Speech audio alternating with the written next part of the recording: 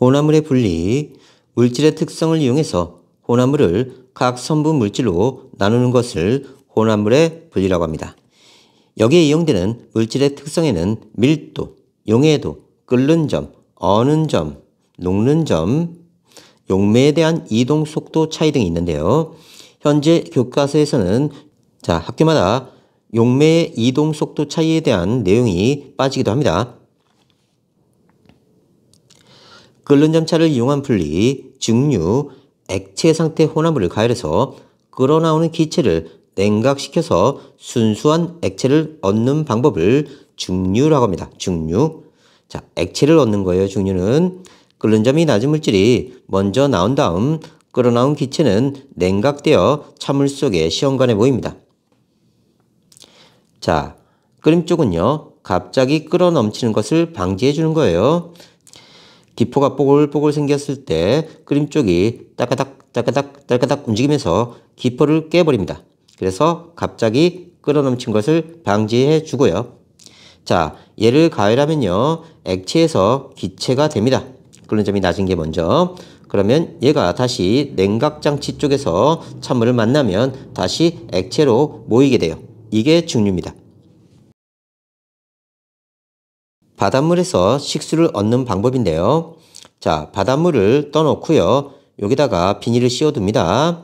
그리고 햇빛을 비추면요, 바닷물에서 순수한 물만 이렇게 올라왔다가 비닐에 맺혀요. 그러면 맺힌 물방울들이 모여서 쭉 내려오면 순수한 물을 얻을 수 있습니다. 무인도에 물이 없을 때 이렇게 사용하면 돼요.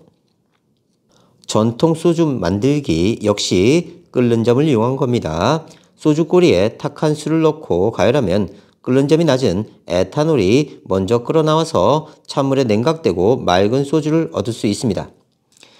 순수한 물의 끓는 점은요, 100도예요. 에탄올의 끓는 점은요, 78도 정도 됩니다. 대략. 그러면 온도가 올라가면요, 에탄올이 먼저 끓는 점이 도달돼요. 끓는 점 아래선 액체고요, 끓는 점 이상은 기체입니다. 물은 끓는 점 아래 100도 이하에서는 액체고요, 100도보다 넘으면 기체가 돼요. 근데 온도가 78도보다 높아지면요, 물은 여전히 액체 상태지만 에탄올은 기체 상태로 기화돼서 쭉 타고 올라옵니다. 그래서 탁주, 탁한 술, 막걸리죠. 얘를 가열하면요, 이 안에 있던 에탄올 성분이 먼저 끓어서 쭉 올라옵니다. 그러면 위에 찬물을 만나면요, 찬물을 만나면서 냉각돼서 다시 액체가 됩니다.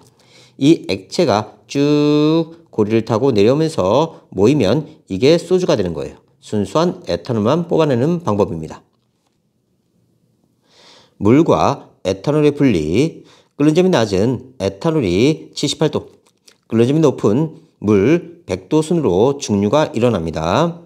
온도계 위치는 반드시 가지 달린 부분에 있어야 되고요. 유리토막은 여러 번 증류되는 효과를 나타냅니다. 끓임 쪽은 갑자기 끓어 넘친 것을 방지해 주고요. 연결 부위는 새지 않도록 바셀린 바르고요. 물을 순환시켜야 되는데요. 물을 위에서 아래로 이렇게 흘려보내면요, 냉각관에 물이 아래쪽만 흘러서 전체적으로 고르게 냉각시키지 못합니다. 그래서 어떻게 해야 되냐면요, 물 순환시킬 때 물은 반드시 아래에서 위로 이렇게 보내서 차곡차곡 물이 찬 다음에 냉각관에서 위쪽으로 빠져나와야 돼요. 그러니까 물을 아래쪽에서 보내면요, 물이 차곡차곡 이 안을 채웁니다. 그리고 위에서 이렇게 빠져나와야 돼요. 그러면 기체였던 에탄올이 여기를 지나다가 냉각되면서 골고루 냉각되면서 아래쪽으로 액체로 빠져나오게 돼요. 에탄올과 물이 섞여 있는 상태입니다. 에탄올 끓는 점보다 온도가 낮기 때문에 액체가 끓지 않고요, 온도만 올라가고 있습니다. 아직 끓어나오는 액체는 없어요.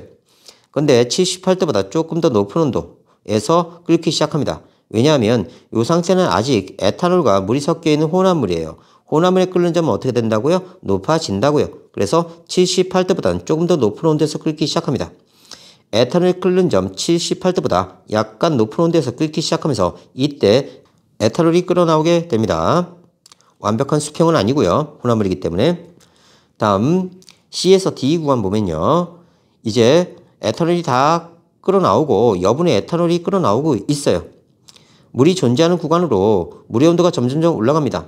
미처 끓어나오지 못한 소량의 에탄올과 약간의 물이 조금씩 냉각관을 통해서 나오게 됩니다. 다음 D 지점에 가면요. 이제 에탄올은 없어요. 순수한 물만 있습니다. 이제 물의 끓는 점 100도에 도달했기 때문에 물이 끓어나와요. 물이 끓고 있는 동안 온도가 일정하게 유지됩니다. 여기서는 완벽한 수평이 돼요. 왜냐하면 순물질이니까요. 그래서 물만 끓어나온다. 그래서 처음에 A에서 B 구간은 끓어나오는 액체 없다. B에서 C 구간은 에탄올만 끓어나온다. 다시 C에서 D 구간은 여분의 에탄올과 물이 조금씩 나오고요. D 구간은 완벽한 수평이다. 물만 끓어나온다. 잘 섞이는 액체 혼합물, 끓는 점이 낮은 물질부터 분리됩니다. 끓는 점 차가 작은 경우 여러 번 반복해야 되고요. A, B, C가 있어요. 그러면 A, B, C의 끓는 점이 이렇게 되어 있다고 합시다. 그러면 끓는 점 아래서는 액체, 끓는 점 위에서는 기체죠. 자, 온도가 서서히 올라가면 누가 먼저 기체가 돼요? 그렇죠. 끓는 점이 낮은 C가 먼저 기화되고요. 그 다음에 얘가 다 끓어나오면 그 다음에 B가 기화되고요. 그 다음에 A가 기화됩니다. 이런 방식으로 각각 분리를 할 수가 있어요. 물과 에탄올 분리, 물과 메탄올 분리, 물과 아세톤 분리, 원유의 분리는 다 이런 방식으로 합니다. 원유의 분리, 원유는 끓는 점이 다른 물질들의 혼합물로 중류탑에 넣고 가열하면 위쪽에서 끓는 점이 낮은 성분부터 먼저 증류되어 나옵니다. 자, A, B, C라는 물질이 있었어요. 다시. 그러면 끓는 점이 낮은 놈이 먼저 기체가 된다고 했어요. 그 다음 성분이 기체가 되고요. 그러면 끓는 점이 낮은 게 먼저 기화돼서 높은 데서 나오고요. C가 그 다음 기화되는 게 B입니다. 그러면 그 다음 B가 여기까지 올라가고요. 그 다음 A가 여기까지 올라오면서 이 기다란 증류탑에서 위쪽으로 갈수록 끓는 점이 낮은 성분이 먼저 끓어나와서 올라가게 됩니다. 그 다음에 끓는 점이 높은 성분들은 나중에 끓어나오니까 더 높이 못 올라가요. 중간에서 이렇게 분리되게 됩니다. 자, 그래서 증류탑의 가장 위쪽은요, LPG, Liquefied Petroleum Gas라고 해서 액화 석유가스가 나옵니다. 끓는 점이 42에서 1도 정도 되고요. 가정용 연료로 씁니다. 그 다음 휘발유는요, 나프타라고도 하고요. 30도에서 120도가 끓는 점입니다. 얘는 자동차의 연료, 화학 제품의 원료로 쓰여요. 그 다음 높이에서 끓어나오는 게 등유예요. 끓는 점이 점점 높아지는 게 보이죠? 그러니까 증류탑의 위쪽은 끓는 점이 어떻다고요? 끓는 점이 낮은 놈들. 증류탑의 아래쪽은 끓는 점이 높은 놈입니다. 자, 등유는 항공기 연료로 쓰이고요. 그 다음 아래쪽에 경유, 디젤 엔진의 연료, 그 다음 중유, 300도씨 이상 선박 연료로, 나머지 찌꺼기, 아스팔트는요, 도로 포장지로 쓰입니다. 그래서 증류탑의 위쪽으로 갈수록 끓는 점이 낮고요. 증류탑의 아래쪽으로 갈수록 끓는 점이 높다. 그래서 외웁시다. 위쪽이 가스니까요. 가, 그 다음에 휘, 그 다음에 등, 경, 중, 아, 가이아, 등경중아, 가위, 등경중아. 휘발유를 다른 말로 나프타라고도 합니다. 그래서 가나, 등경중아 이렇게 외우게 돼요. 잘 외워두세요.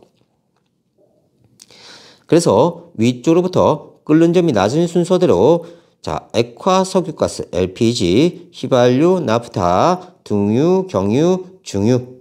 이 중유예요. 순으로 분리됩니다. 끓는 점 차이를 이용한 기체 혼합물의 분리. 공기 중에 질소와 산소가 섞여 있습니다. 질소의 끓는 점은 마이너스 196도, 산소의 끓는 점은 마이너스 183도예요. 자, 그러면 어떻게 하냐면 일단 질소와 산소가 있는데요. 질소의 끓는 점은 마이너스 196도, 산소의 끓는 점은 마이너스 183도입니다. 온도가 너무 낮은 상태에서 끓는 점 차이가 적기 때문에 일단 마이너스 200도까지 냉각시켜서 둘 다 액체 상태로 만듭니다. 그래서 온도를 서서히 높여요.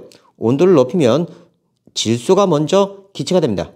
끓는 점이 낮은 게 먼저 기체가 돼요. 그래서 질소를 쭉 뽑아내는 거예요. 이렇게 해서 분리하고요. 마이너스 200도씨까지 냉각시키고 서서히 온도를 상승시켜서 질소를 기체로 분리합니다. 다음 부탄과 프로판. 부탄의 끓는 점은 마이너스 0.5도, 프로판의 끓는 점은 마이너스 42도입니다. 얘네들은 0.5도 이하로 냉각시켜서 끓는 점이 높은 부탄을 먼저 액체로 분리하는 거예요. 다시 봅시다. 부탄과 프로판. 부탄의 끓는 점은 마이너스 0.5도, 프로판의 끓는 점은 마이너스 42도. 차이가 굉장히 큽니다. 그러니까 굳이 아래쪽으로 냉각시키지 않고 그냥 살짝 0.5도 이하로만 냉각시키면 부탄이 액체로 빠져나오게 돼요. 실제로 분리할 때는요, 중류탑을 크게 해놓고요, 액체 공기를 집어넣은 다음에 온도를 서서히 높이면요, 끓는 점이 낮은 질소가 먼저 기체로 빠져나오고요, 그 다음 아르곤이 빠져나오고요, 액체 산소를 얻게 됩니다. 끓는 점이 낮은 물질이 먼저 기화되기 때문에 더 높은 곳까지 올라가면서 중류탑의 위쪽에서 뽑아져 나옵니다. 다음 부탄과 프로판을 얻을 때 직접 실험은 어떻게 하냐면요, 얼음을 넣고요, 여기다 소금을 뿌립니다. 그러면 온도가 쭉 내려가 버려요. 그러면서 이 안에 있던 프로페인 기체가 액체가 돼서 이렇게 모이게 되는 겁니다. 프로페인이 액체로. 녹는 점차를 이용한 분리. 고체 혼합물을 가열하면 녹는 점이 낮은 물질이 먼저 액체로 되고 다른 물질은 고체로 존재하기 때문에 분리할 수 있습니다. 녹는 점이 다른 고체 혼합물 분리에 이용되고요. 자, A란 물질은 녹는 점이 여기고요, B란 물질은 녹는 점이 여기입니다. 얘네들은 현재 상온에서 고체 상태로 존재하고 있어요. 그럼 온도를 서서히 높이면요, 녹는 점이 낮은 B가 먼저 액체가 됩니다. 그래서 액체를 뽑아내면 B가 분리되는 거예요. 암석에 포함되어 있는 금속을 분리할 때 사용하고요, 금속 혼합물의 분리, 초콜릿의 지방 성분 분리 등은 다 녹는 점차를 이용하는 겁니다. 중류탑의 특징, 여러 개의 층으로 되어 있고요, 위쪽으로 갈수록 온도가 낮아집니다. 중류탑 안에서 중류가 여러 번 일어나고요, 중류탑의 높이가 높을수록 분리가 잘 됩니다. 많은 양의 원유를 한꺼번에 분리할 수 있고요, 각 층에서 얻어진 물질은 끓는 점이 일정하지 않으므로 끓는 점이 비슷한 여러 가지 물질이 섞인 혼합물입니다. 조심해야 돼요. 중류탑에서 얻은 물질도 약간은 혼합물이에요. 소금이 섞인 얼음의 온도. 얼음이 녹으면서 주로부터 융해열을 흡수하고 소금이 물에 녹으면서 융해열을 흡수하기 때문에 주요 온도가 낮아집니다. 우리가 얼음이 녹으면요, 얼음은 고체에서 액체로 되는 겁니다. 그래서 액체가 에너지가 더 높아요. 그러면 주변에서 열을 흡수하는 상태의 변화가 되는 겁니다. 그러면 주변의 온도는요, 낮아지게 됐죠. 그래서 추워져요. 얼음과 소금이 이상적인 비율로 혼합되면 마이너스 24도까지 낮출 수 있습니다.